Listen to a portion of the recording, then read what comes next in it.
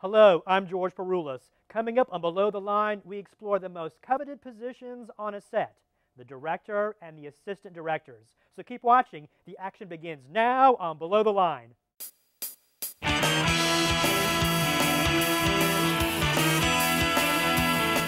It's Below the Line with George Peroulas.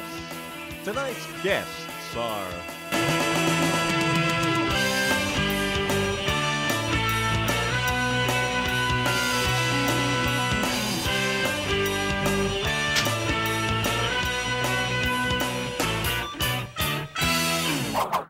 Welcome to Below the Line. Today's program is geared towards all of you who want to direct.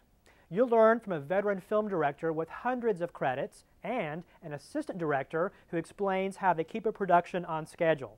My first guest has been directing film, television, corporate media, and national commercials for over 35 years. Please welcome Clio Award-nominated director George Cochran.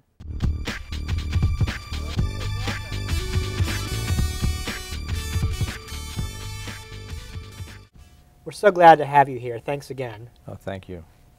Let's get started. How did you get started in the film business? Well, I was 13. Was mesmerized by the various publications that came to the house, the McCall magazine and what have you, and what I looked at these still lives and what have you that were in these magazines, and I said, wow, I'd really someday love to do that. So I ended up going to RIT. Ended up working for one of the best illustrators in New York City in stills. Started my own business way back when I was 24, I think, and produced a lot of still things. What people would say to me is, George, you know, you got to get into film. You really do this, you know, the quality of the image and all that kind of stuff. I say, well, I said, I don't really want to do film. And eventually I said, you know, I really want to do film. So I got involved with the DGA and as director, and it's never looked back. We've been producing things that you've mentioned, shorts and what have you, and commercials, which is my really true love, for years. And the DGA is the Directors Guild of America, yes. Yes. And that's a union, correct? It's a guild. It's a guild. Yes, which is a union, I guess. Right. Yeah, I was affiliated with them, retired from that. And you've done all sorts of films, all sorts of lengths, and television and the commercials. Yes. Your commercials, your national commercials and campaigns is impressive. McDonald's, Hardee's, Kentucky Fried Chicken, Budweiser, Miller, and Coors Beer, ExxonMobil, Stouffer's, Kraft, Betty Crocker, and Jell-O. I love them. How did all that happen?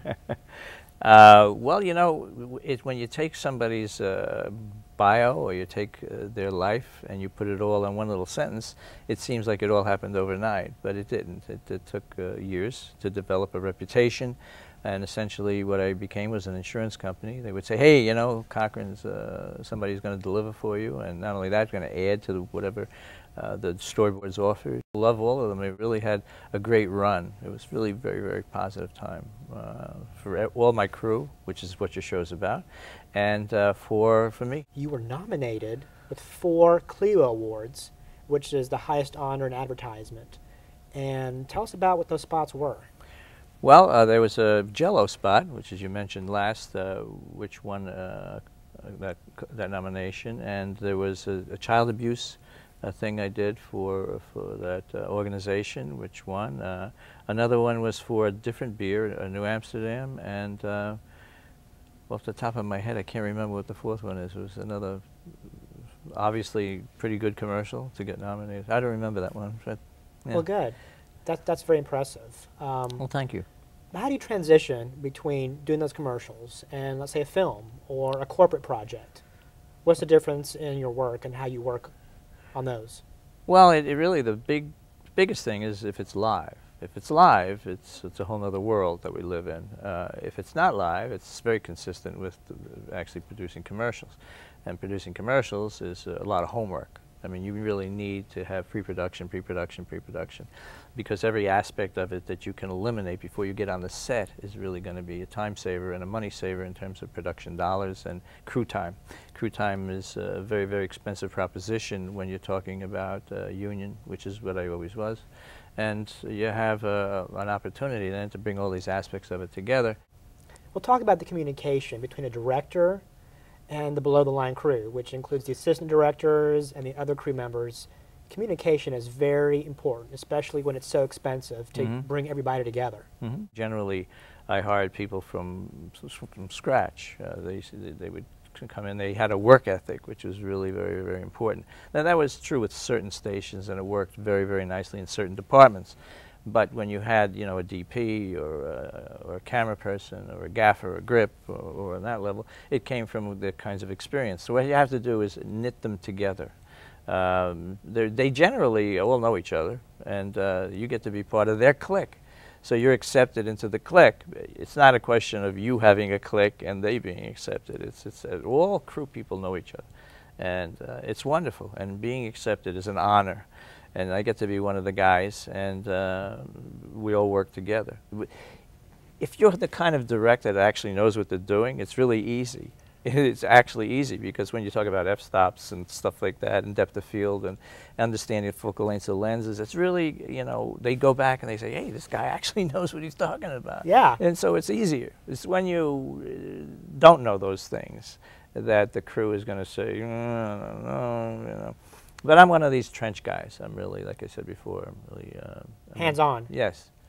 Yeah, you know, and I owned all my own equipment. I owned my own Aeroflexes and BLs and all those toys and lenses and gaffing and grip equipment, and so it was always right there for us. It was never used by somebody else. It was only used by us.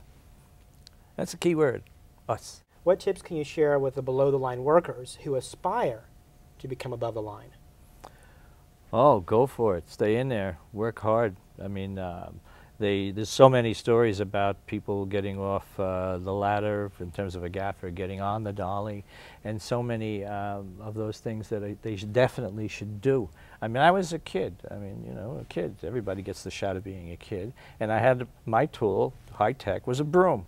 You know, so I went from the broom to the actually moving the sentry stands to doing whatever it was, you know, and ironically, this is really cool. You see, what happens is that you go through every aspect of it and you climb the ladder, literally, to get up to a point where you're commanding a certain dollar figure for your excellence and your responsibility. Directors get a lot of money to get paid a certain something, but it isn't to direct the film. It's mostly to be responsible for every aspect of it.